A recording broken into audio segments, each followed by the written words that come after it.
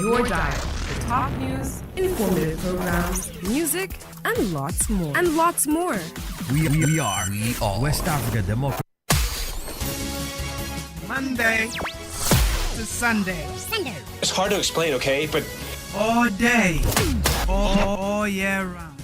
it's so mysterious. This is who we are. This is who we are. WAVR.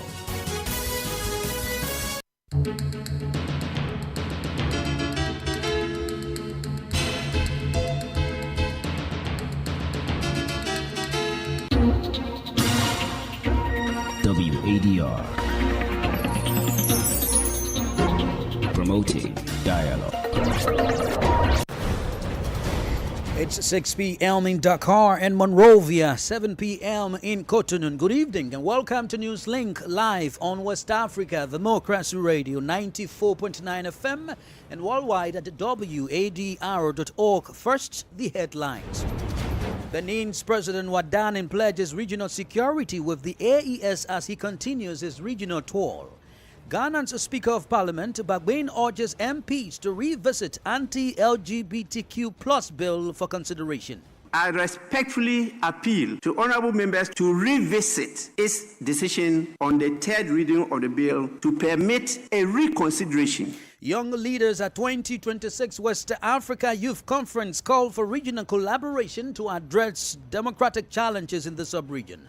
We have seen a lot more corruption. People come out from schools and do not have decent accommodation. Young people think that they deserve more. World Health Organization announces 6 Ebola recoveries and discounts hundreds of suspected cases.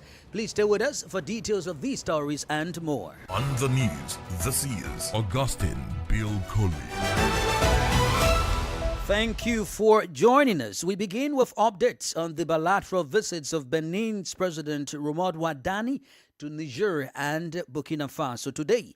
At the moment, Wadr is in Ouagadougou holding talks with his Burkinabe counterpart, Captain Ibrahim Traoré. Discussions could include trade, cooperation, and security. Before heading to Ouagadougou, President Wadr arrived in Niamey earlier today and was received by Transitional President Abdourahmane Tiani. The two leaders discussed bilateral issues, particularly security and the economy, with a focus on the reopening of the land border at Malanville. Christopher Aticho completes the story. Wadr's visit to Niamey lasted only a few hours. Arriving at 10 a.m. at Niamey's Jori Hamani International Airport, he was warmly welcomed by President General Abdourahmane Tiani and all members of the government. The diplomatic corps was also present, as well as a large delegation from the Beninese community residing in Niger. After leaving the airport, the two heads of state proceeded to the presidential palace. The Beninese president was warmly greeted by a large crowd that lined the streets of Niamey. Beninese and Nigerian flags flew on the main roads connecting the airport to the city center, a sign of the warming relations between the two countries. At the presidential palace, the two heads of state held a private meeting. Discussions were then extended to include delegations from both countries. Several strategic issues were discussed, including the reopening of the land borders on the Nigerian side and the revitalization of diplomatic, security and economic cooperation. At the end of his 4-hour visit, Beninese President Wadr returned to Jori Hamani International Airport in Niamey. He then departed for Ouagadougou, Burkina Faso, the third stop on his mini tour of West Africa. The meetings between Tiani and Traoré on the same day followed Wadr's visit to Nigeria on Monday, with planned visits to Togo and Côte d'Ivoire in the coming days. Christopher Aticho with those details. Here in Senegal, political tensions continue to deepen as opposition lawmakers challenge the reinstatement of Pastef leader Ousmane Sonko as a member of parliament. They are also denouncing his subsequent election as president of the National Assembly. The opposition has formally petitioned the Constitutional Council, arguing that Sonko's return to parliament violates the Constitution and undermines the principles of separation of powers. Francis Boniface tells us more. In a statement, opposition parliamentarians said they have referred the matter to the Constitutional Council, seeking the annulment of the National Assembly's May 24 decision to restore Sonko's parliamentary mandate. The lawmakers argued that Sonko forfeited his seat when he chose to remain Prime Minister after being elected to Parliament in 2024.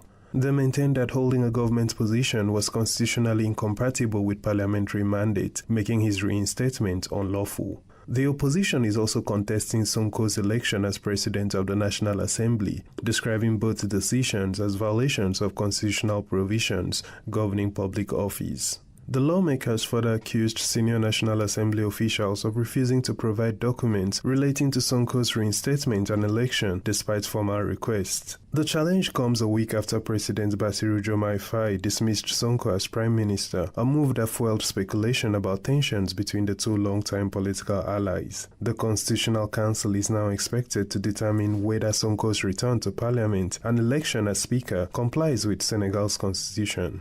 Francis Boniface reporting there. Away from Senegal, Ghana's Speaker of Parliament, Abam Bagbin, is pleading with lawmakers to revisit the Human Sexual Rights and Family Values Bill and subject it to another consideration stage.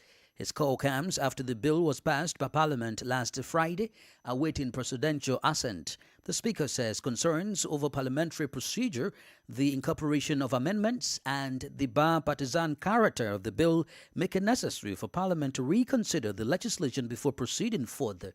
WDR's Nadia Tete reports. In a statement to Parliament, Speaker Alban Bagbin said concerns have emerged over the manner in which the final stages of the Human Sexual Rights and Family Values Bill were handled, prompting calls for a fresh look at the process. He stressed that Parliament must ensure any legislation of such national importance can withstand legal scrutiny and enjoys broad confidence among lawmakers and the public alike. The Human Sexual Rights and Family Values Bill 2025 and its implications on the LGBTQ+ issue is a global concern. Therefore, what we do here must be able to withstand any legal and constitutional challenges that are sure to come. The Speaker also questioned whether the proceedings on the floor adequately reflected bipartisan consensus contained in the committee's report, which unanimously recommended the bill's passage. He said the credibility of the legislation depends not only on its objectives, but also on the integrity of the process through which it was enacted. Mr. Bagbin believes revisiting the bill will reinforce Parliament's commitment to due process and consensus building rather than derail the legislation. Accordingly, I respectfully appeal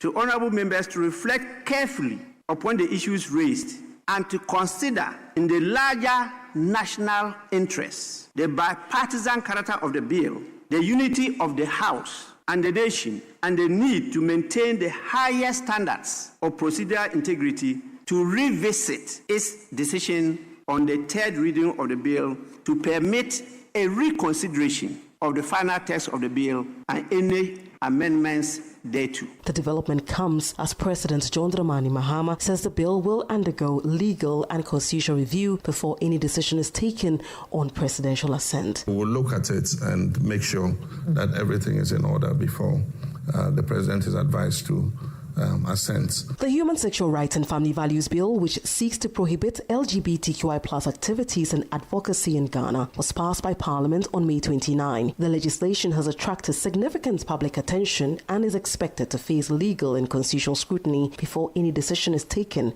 on presidential assent. For WDR, Nadia Tete, Accra. More stories coming up on West Africa Democracy Radio. Newslink continues.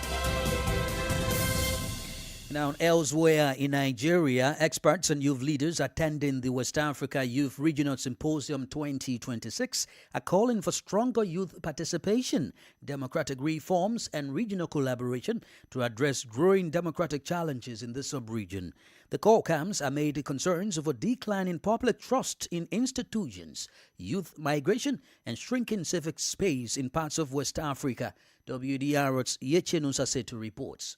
Discussions at the opening panel of the symposium focused on youth resilience and agency in West Africa's challenging democratic landscape. Speakers emphasized the need for young people to play a more active role in shaping governance and holding leaders accountable. Senior advisor to the president at the National Democratic Institute, Dr. Chris Fomuyon, stressed the importance of helping ordinary citizens better understand democracy and their role within it. You know, we have to find ways to disaggregate the dialogue, the conversations around democracy, so ordinary people can identify and also take ownership of defending it. Democracy has been most fragile when it's been attacked at a time when people don't identify with it. Meanwhile, Vera Abena Adu of the Center for Democratic Development, Ghana, warned that many young people are leaving their countries in search of better opportunities. According to her, nations that fail to invest in and empower their youth risk losing some of their most productive citizens. We have seen a lot more corruption. We have seen unfulfilled promises. We have seen poverty, unemployment. People come out from schools and do not have decent accommodation, decent housing. And so it is not just in fact that young people just want to go. It's just because young people think that they deserve more. Also speaking, the director of the Center for Democracy and Development, Professor Jibrin Ibrahim, called for renewed efforts to strengthen democratic values and institutions across the region. It is this capacity for continuous political analysis and continuous political intervention that creates basis for sustainable democracy. Participants at the symposium are expected to continue discussions on youth leadership, activism, collaboration, and next-generation reforms aimed at strengthening democratic governance across West Africa. For WADR, Yechenu Sasitu in Abuja.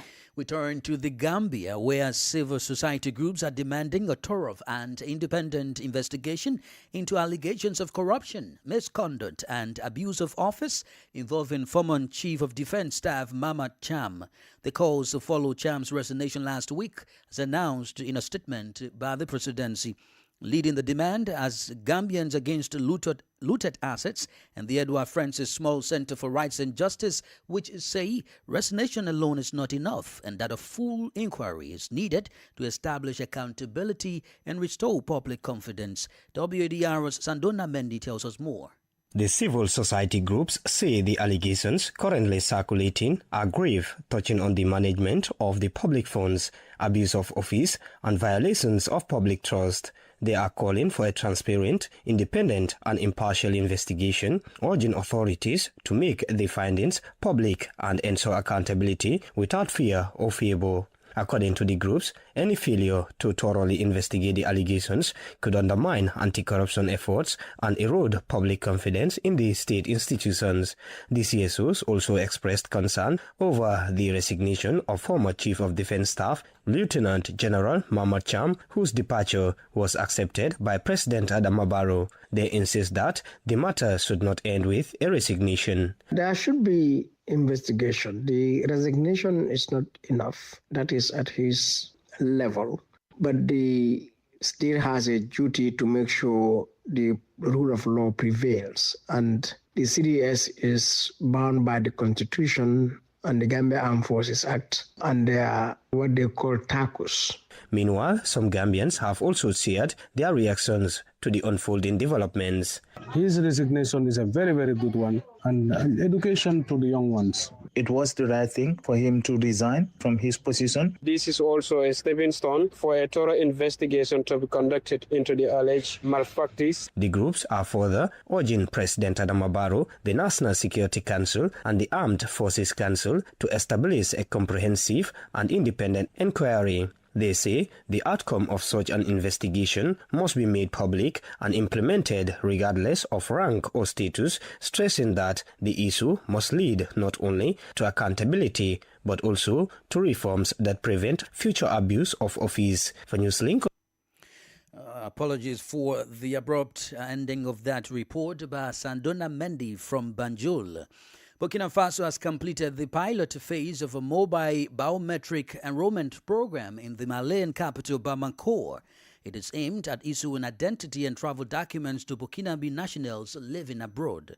The closing ceremony was presided over by Burkina Faso's Minister of Security, Mahamadou Sana. He highlighted the importance of the invitation in modernizing consular services and improving access to administrative documents for Burkinabe diaspora. Veronique Njai completes the story. Using advanced mobile biometric kits, the operation enabled the registration and production of the AES Biometric Identity Card and the AES Passport. The system allows biometric data to be transmitted almost instantly to production centers in Burkina Faso, significantly reducing processing times. Speaking at the event, Burkinabe Minister of Security Mamadou Sana said the country's leadership places importance on modernizing public services, securing citizens' identities, and enhancing services for Burkinabe nationals living abroad. He described the pilot phase as a complete success, noting that the real-time transmission of biometric data demonstrates the effectiveness of the new technology. According to the Ministry of Security, the initiative marks a major step forward in the modernization of Burkina Faso's national identification system. Authorities plan to gradually deploy the mobile enrollment kit across Burkinabe embassies, diplomatic missions, and consular offices worldwide. In the future, the system is also expected to support the production of secure and standardized consular cards, further improving access to government services for Burkinabe citizens living overseas. Veronique Njai with that report. You are listening to Newslink on West Africa, Democracy Radio 94.9 FM, Dakar, Senegal, and online at wadr.org. Here is a reminder of our top stories. Benin's President Wadr pledges regional security with the AES as he continues his regional tour. Ghana's Speaker of Parliament Bagbain urges MPs to revisit anti-LGBTQ plus bill for consideration. Young leaders at 2026 West Africa Youth Conference call for regional collaboration to address democratic challenges in this sub-region. Still ahead in the news, World Health Organization announces 6 Ebola recoveries and discounts hundreds of suspected cases. We also have guest interview and sports news, so please stay with us. West Africa Democracy Radio. It's you speaking.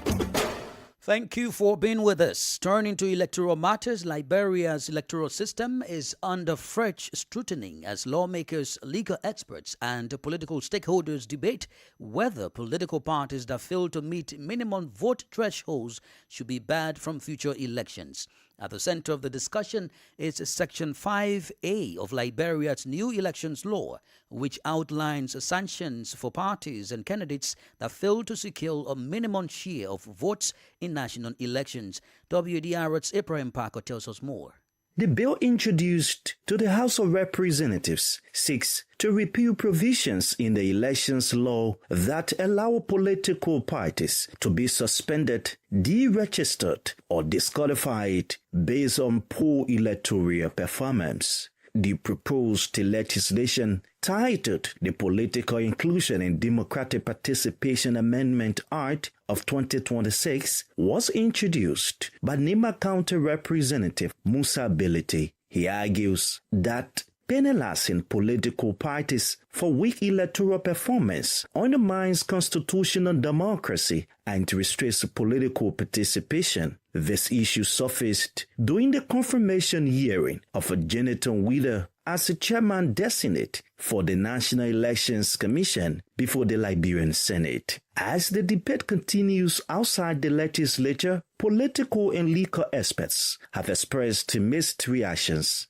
A prominent human rights lawyer, Tiawan Gongolo, has criticized the law, describing it as inconsistent with democratic principles and constitutional freedoms. Still, supporters of the existing law argue that electoral thresholds are necessary to reduce ballot overcrowding and discourage the proliferation of politically inactive parties with little national support. As of 2025 to 2026, Liberia has 46 registered political parties, according to the country's National Elections Commission. For Newslink on WADR, Abraham Parker, Monrovia. Shifting to health issues now, the Ebola outbreak in the Democratic Republic of Congo continues to evolve, with health authorities reporting 321 confirmed cases and 48 deaths so far,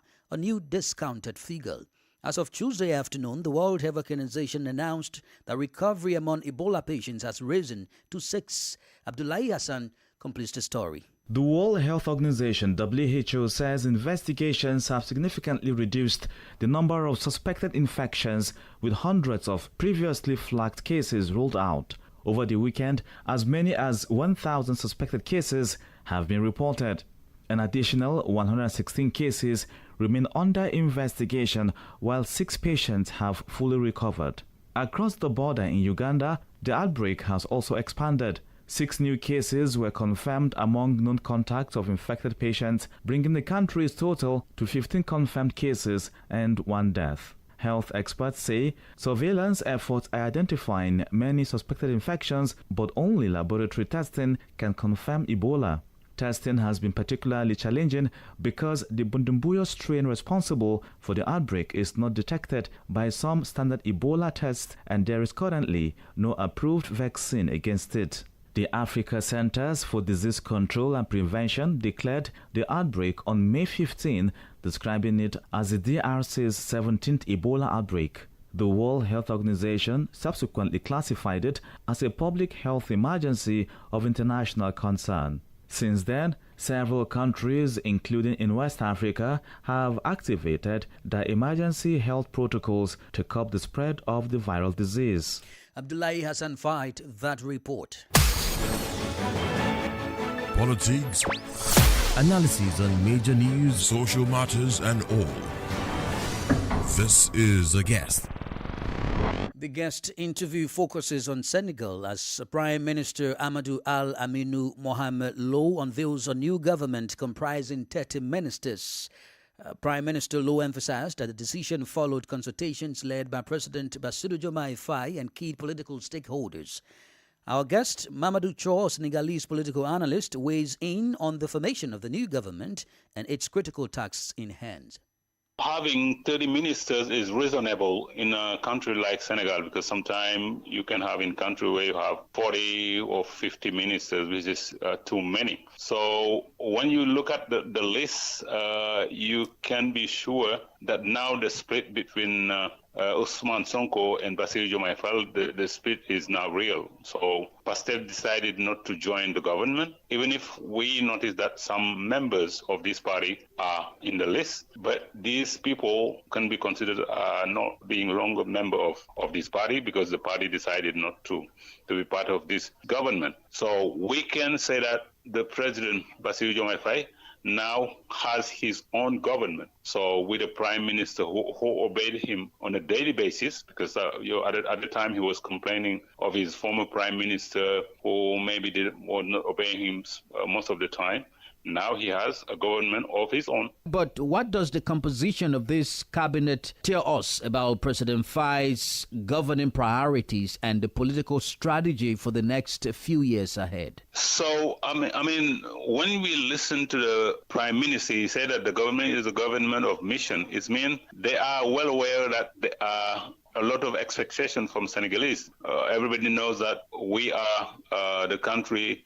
Most Senegalese are having hard times right now because for economic difficulties due to this huge death. And the first challenge of this government is try to see how they can link again with the International Monetary Fund, because it is becoming more and more unbearable for Senegal to keep forward the current situation, economic situation.